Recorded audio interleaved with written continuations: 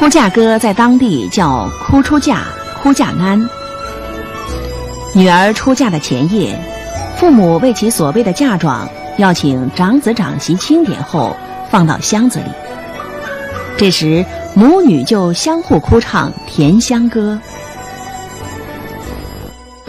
妹啊，妹侬今朝要补拉去的，阿妈是真的所谓的侬出去呀。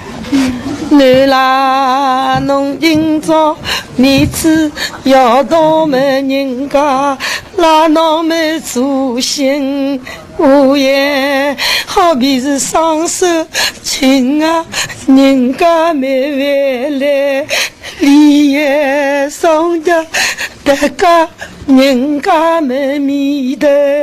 李爷，侬今朝你知道得知，来山没吹龙，包爷的得知，苦啊没起上教爷。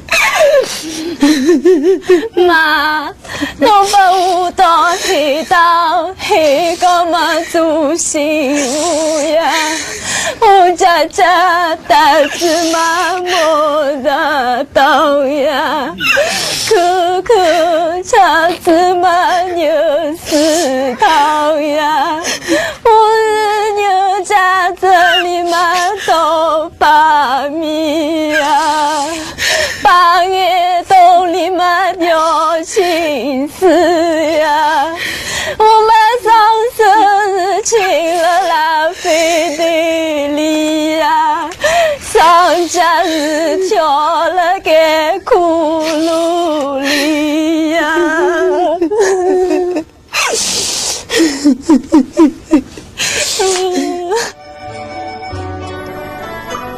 女儿出嫁的那天，趁女儿梳妆打扮时，母亲就坐在女儿床口上哭唱，叮嘱女儿到婆家要守规矩、尽孝道。当娘哭过一阵之后，由阿嫂端来满满的一碗上轿饭给姑娘吃。这时新娘子就拉着阿嫂哭唱上轿饭。新娘临行上轿，由喜娘挽着新娘到客堂告别长辈。这时新娘子对长辈一个个的哭唱谢恩歌，最后还要哭唱谢媒相。因为旧时的婚姻大多是父母的包办婚姻，因此哭唱谢媒的内容大多是对媒人的讥讽，有的甚至是对媒人的咒骂。新娘子由自己哥哥抱进轿子里去，这时新娘子要哭唱抱上轿。阿姑啊，我那个死了啦伊拉，庙里呀个死了啦伊拉个老里，侬来自嘛多帮手法要推给你，给老里要为你嘛要放松的呀。